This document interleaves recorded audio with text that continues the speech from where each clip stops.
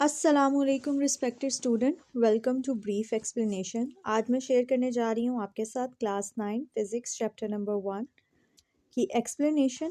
Chapter का नाम है physical quantities and measurement.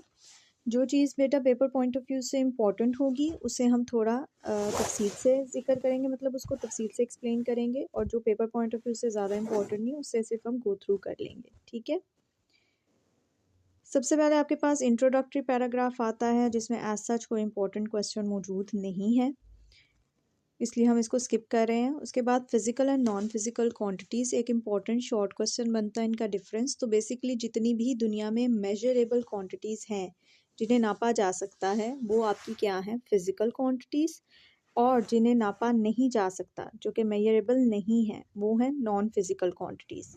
Physical quantities में आप कोई भी इंस्ट्रूमेंट यूज़ कर कर उनको नाप सकते हैं, जैसे कि टाइम को आप क्लॉक की मदद से, टेम्परेचर को आप थर्मोमीटर की मदद से, लेंथ को आप रूलर की मदद से नापते हैं। लेकिन जो नॉन फिज़िकल क्वांटिटीज़ हैं जिनमें प्यार आ जाता है, डर आ जाता है, गुस्सा आ जाता है, मोहब्बत आ जाती है, खूबसूरती आ जाती है और खुशी आ जाती है, ये ऐसी चीज़ें हैं जिन्हें आप नाप नहीं सकते, मेजरेबल नहीं है, तो इसलिए ये नॉन फिज़िकल क्वांटिटीज़ हैं। ये एक इम्पॉर्टेंट शॉर्ट क्वेश्चन है और शॉर्ट पॉइंट ऑफ व्यू से ही इम्पॉर्टेंट है ये टॉपिक, अदरवाइज़ इसमें इतना खास कुछ नहीं लिखा हुआ। और इसी चैनल पे आपको तमाम नोट्स भी मिल जाएंगे, तो आपने परेशान नहीं होना कि हमने किस हेडिंग में से क्या पढ़ना है और क्या नहीं, आपको सब कुछ यहीं पे मिलेगा। Then very important short question from past many years, that is difference between base and drive quantities. तो दुनिया में बेटा 7 ऐसी फ़िज़िकल क्वांटिटीज़ हैं, बेसिक फ़िज़िकल क्वांटिटीज़, जिनकी बुनियाद पर बाकी तमाम फ़िज़िकल क्वांटिटीज़ को हम एक्सप्रेस करते हैं। वो 7 जो बेस क्वांटिटीज़ हैं या बेसिक क्वांटिटीज़ हैं, बुनियादी क्वांटिटीज़ हैं, उन्हें हम बेस क्वांटिटीज़ कहते हैं। और जो बेस क्वांटिटीज़ में से निकलती हैं या बेस क्वांटिटीज़ की मदद से एक्सप्रेस की जाती हैं उन्हें ड्राइव क्वांटिटीज़ कहते हैं। बेस क्वांटिटीज़ क्योंकि साथ ही हैं तो इनको याद रखना इम्पॉर्टेंट है। याद रखने के लिए मैंने एक एब्रीविएशन बना रखा है, दैट इज़ लीमा टेट, LIMATET। L length, I intensity of light, M mass, A amount of substance, T temperature, E electric current and T time। Okay, बाकी जितनी भी क्वांटिटीज़ हैं, वॉल्यूम, डेंसिटी, ये सारी चीज़ें जो हैं ये क्या हैं, ड्राइव क्वांटिटीज़। ओके, उसके बाद आ जाता है मेजरमेंट ऑफ फिज़िकल क्वांटिटीज़। तो सबसे पहले मेजरमेंट होती क्या है, आप एक नाउन चीज़ को किसी अननाउन चीज़ के साथ कंपेयर करते हैं। ठीक है, आपके पास अननाउन क्वांटिटी मौजूद है, आपको एक स्टैंडर्ड क्वांटिटी दे दी जाती है, आप उसे उसके साथ कंपेयर करके देखते हैं। इसमें सिंपल सा मैं आपको बताऊं, जैसे आपने 1 kg राइस कहीं से ख़रीदा है, तो आप देखेंगे कि दुकानदार जो है वो अपना मेजरिंग बैलेंस वहाँ रखता है, उस पर 1 kg डालता है और ऊपर से राइस फिल करना शुरू करता है। जैसे ही 1 kg हो जाता है तो आपको पता चल जाता है, नीचे लिखा हुआ आ जाता है कि 1 kg हो गया। तो हमने क्या किया, हमने स्टैंडर्ड सेट किया अपने बैलेंस में और उस हिसाब से हमने अननाउन क्वान्टिटी जो कि राइस की थी उसे फाइंड कर लिया। मेजरमेंट के लिए जो स्टैंडर्ड आप यूज़ करते हैं उसे आप यूनिट कहते हैं, और मेजरमेंट के 2 हिस्से होते हैं। पहला हिस्सा होता है नंबर और दूसरा हिस्सा होता है यूनिट। यूनिट के बगैर कोई भी मेजरमेंट जो है वो मीनिंगलेस है। इस टॉपिक में से भी ये 2 इंपॉर्टेंट शॉर्ट क्वेश्चन थे, मैंने आपको बता दिया। उसके बाद आता है international system of units. Basically international committee on weights and measure ने 1961 में एक सिस्टम इंट्रोड्यूस करवाया था जिसमें उन्होंने 7 बेस क्वांटिटीज़ जो हैं उनके बेस यूनिट्स को इस्तेमाल करते हुए बाकी तमाम दुनिया के लिए एक स्टैंडर्ड सेट कर दिया था, ताकि तमाम साइंटिस्ट जो भी काम करते हैं लेबॉर्ट्री में उन सबको एक स्टैंडर्ड मिल जाए और सब जो है उस स्टैंडर्ड के अकॉर्डिंग ही मेजरमेंट्स लें। यहाँ पे टेबल में आपको 7 की 7 क्वांटिटीज़, उनके यूनिट और सिंबल्स मिल जाएंगे। लेंथ का यूनिट है मीटर, मास का किलोग्राम, टाइम का सेकंड, टेम्परेचर का केल्विन, इलेक्ट्रिक करंट का एम्पेयर, इंटेंसिटी ऑफ लाइट का कैंडला और अमाउंट ऑफ सब्सटेंस का मोल। ठीक है, नोट्स इसी चैनल पे मौजूद हैं, इसलिए परेशान नहीं होना। नोट्स से आपको हर टॉपिक के शॉर्ट क्वेश्चंस मिल जाएंगे, जो भी उसके इम्पोर्टेंट शॉर्ट हैं वो आपको मिल जाएंगे। और ये सिलेबस सब लोगों के लिए स्मार्ट सिलेबस नहीं है, ठीक है। तो जो बच्चे स्मार्ट सिलेबस वाले टॉपिक आपके इंक्लूडेड नहीं है वो आप स्किप कर सकते हैं, ठीक। फिर आते हैं ड्राइव यूनिट्स। तो जैसे बेस क्वांटिटीज़ के लिए जो यूनिट इस्तेमाल होते हैं उन्हें बेस यूनिट कहते हैं, वैसे ड्राइव क्वांटिटीज़ के लिए जो यूनिट इस्तेमाल होते हैं उन्हें ड्राइव यूनिट्स कहते हैं।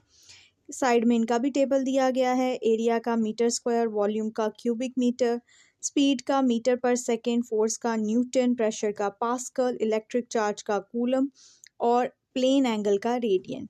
यहाँ पे उन्होंने फाइंड करके भी बताया है कि एरिया का कैसे फाइंड किया। हमें पता है एरिया होता है लेंथ इंटू ब्रेथ, लेंथ और ब्रेथ दोनों का यूनिट है मीटर, तो मीटर स्क्वायर हो गया। इसी तरह स्पीड का यूनिट फार्मूला पहले बताया है कि डिस्टेंस ओवर टाइम फार्मूला होता है, डिस्टेंस का यूनिट होता है मीटर, टाइम का यूनिट होता है सेकंड, तो हमारे पास इसका यूनिट क्या आ जाता है एसआई, मीटर पर सेकंड।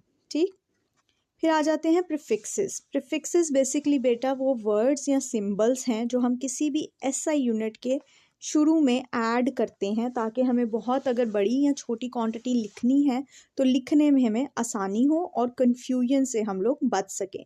आप कैसे लिखते हैं उसको, आप डेसिमल पॉइंट के बाद उसे 10 की पावर की फॉर्म में लिखते हैं।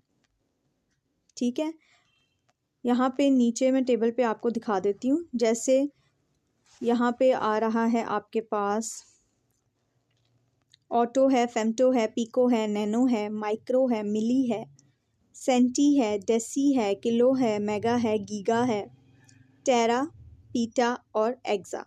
ठीक है, और यहाँ पे इन्होंने 4 कन्वेंस करके भी बताई हैं कि मिलीमीटर को मीटर में कन्वर्ट करना है तो 1000 से डिवाइड करेंगे। ठीक, सेंटीमीटर को करना होगा तो 100 से। तो ये बेसिक कन्वेंस बस उन्होंने बताई हैं जो आप यूज़ कर सकते हैं। क्यों? क्योंकि आप जो प्रीफिक्सेस हैं उनके मल्टीपल और सब मल्टीपल्स की मदद से मास मेजरमेंट्स को एक साथ निकाल सकते हैं। ठीक है, तो ये उन्होंने थोड़ी सी एग्जांपल्स दी हैं। ठीक, अगर मैं आपको इसको दूसरी सेंस में समझाऊँ ना तो आप देखें यहाँ पे लिखा हुआ है 4th एग्जाम्पल में 2000 माइक्रो सेकेंड। माइक्रो की जगह आप देख लें उन्होंने माइक्रो की वैल्यू पुट की है, दैट इज़ 10⁻⁻⁶। ठीक है, उसके अलावा इसके ऊपर 3000 ग्राम था।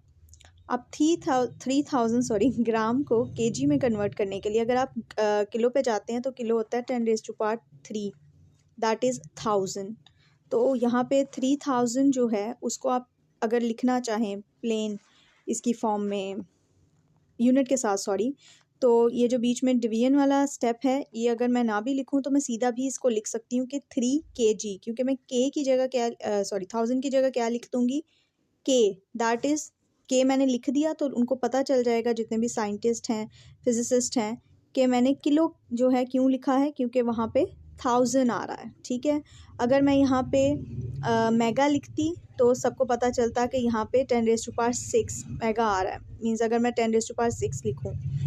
इसी तरह फेम्टो के लिए मैं लिखूँगी 10⁻⁻15। आई एम रियली सॉरी, पीछे शोर होना शुरू हो गया अचानक से।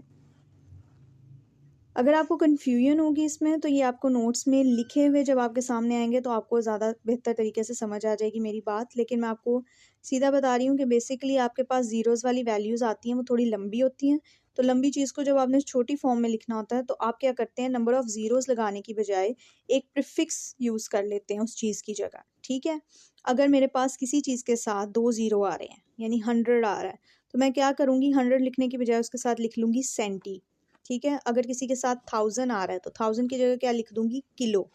तो पता चल जाएगा कि जो मैंने प्रीफिक्स यूज़ किया है वो मुझे बता देगा कि इसके साथ कितने नंबर ऑफ ज़ीरोज़ आ रहे हैं। ठीक है, आई होप अब थोड़ा क्लियर हुआ हो। फिर टॉपिक आता है साइंटिफिक नोटेशन। साइंटिफिक नोटेशन क्या है, it is a short way, एक छोटा तरीका है ऑफ रिप्रेजेंटिंग वेरी लार्ज या very small numbers.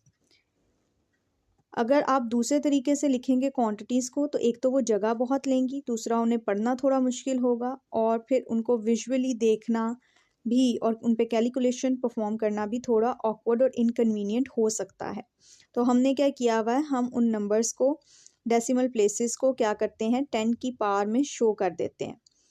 Numerical part लिखने के बाद हम क्या करते हैं, हम 10 लगाते हैं और 10 के ऊपर नंबर ऑफ़ ज़ीरोज़ के हिसाब से पावर ऐड कर देते हैं। पावर 1 से लेकर 9 तक हो सकती है। ठीक है,